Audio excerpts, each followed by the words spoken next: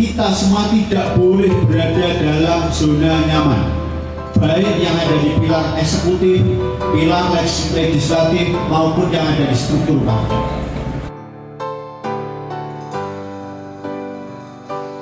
Berkibarlah bendera negeriku, berkibarlah engkau di dadaku, tunjukkanlah kepada dunia semangatmu yang panas membara.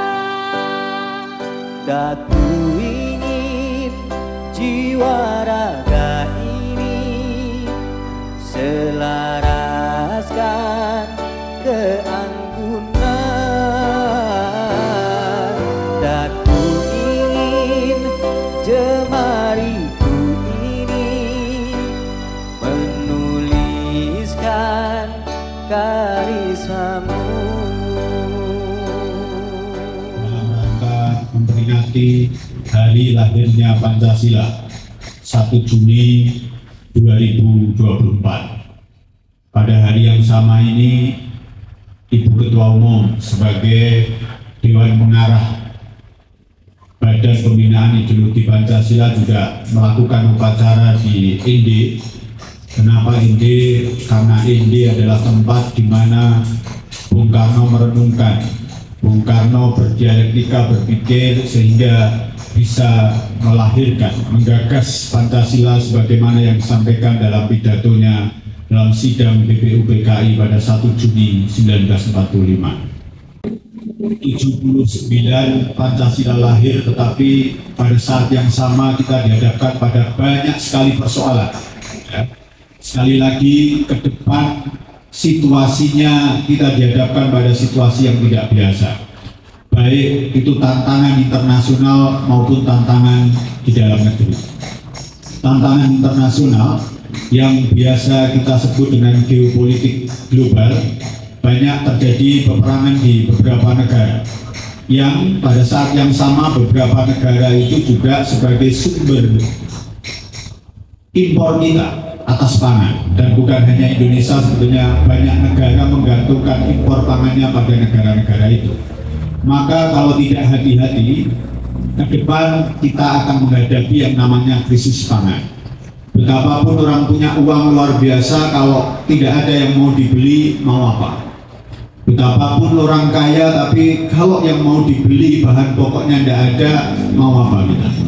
Itu situasi global. Banyak yang lainnya, termasuk perang persaingan antara Cina dan Amerika dan lain sebagainya. Di dalam negeri kita tahu tantangannya tidak kalah hebat.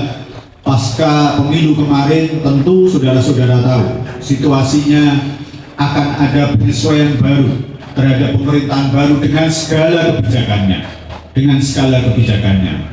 Saya yakin sebagai orang politik, sebagai kader partai, saudara-saudara mengikutinya dengan baik. Karenanya kita sebagai penerus Bung Karno, kita yang mengaku kader ideologis Bung Karno, sekaligus sebagai pengurus partai, kader PDI Perjuangan, tentu menyikapinya tidak boleh biasa-biasa saja. Kalau Bu Ketua Umum menyampaikan kita semua tidak boleh berada dalam zona nyaman, baik yang ada di pilar eksekutif, pilar legislatif, maupun yang ada di struktur partai.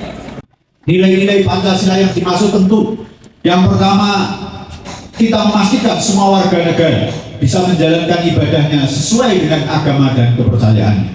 Yang kedua, soal kebangsaan kita, kemanusiaan kita, persatuan kita, menjamin bagaimana perbedaan suku, ras, agama, golongan, kelompok politik, status sosial, status ekonomi tidak menjadikan diskriminatif terhadap warga negara.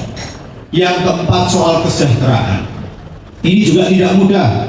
Kita sekali lagi mendengar akhir-akhir ini rencana kebijakan pemerintah mendatang yang tentu akan memberatkan, tentu akan menyulitkan, menjauhkan dari nilai-nilai Pancasila soal kesejahteraan rakyat. Maka sekali lagi, positioning kader, petugas partai yang ada di legislatif dan eksekutif harus jelas. Yang terakhir, yang kelima, memastikan keadilan itu terjadi. Karena kita tahu semuanya, Gini rasio kita, kesenjangan kita semakin besar antara si kaya dan si miskin pada posisi yang ada gap terlalu jauh. Dan ini kalau dibiarkan terus-menerus bukan tidak mungkin akan terjadi kriminal, akan terjadi pemberontakan. Karena semakin mereka yang si miskin ditekan, maka dalam kondisi yang kepepet dia akan melakukan apapun untuk sustainable, untuk keberlanjutan hidupnya. Yang kedua, kita harus pastikan Bung Karno menyampaikan bahwa sebagai kader ideologis Bung Karno, kita harus melakukan mass forming dan mass awakening. Apa? Hadir di tengah masyarakat. Bahasa hari ini disampaikan oleh Ibu Ketua Umum, kita harus bersama akar rumput, kita harus bersama kaum marhen. Ini memang tidak mudah di tengah pragmatisme politik yang luar biasa.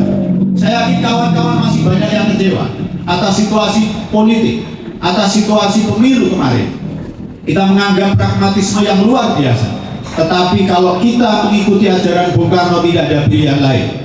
Perintah Ketua Umum jelas, semua kader yang ada di tiga pilar partai, baik yang ada di struktur eksekutif maupun legislatif, harus hadir di tengah rakyat, membersamai kaum marhen, agar mereka bisa mewujud apa yang ada di nilai-nilai Pancasila bisa dia rasakan.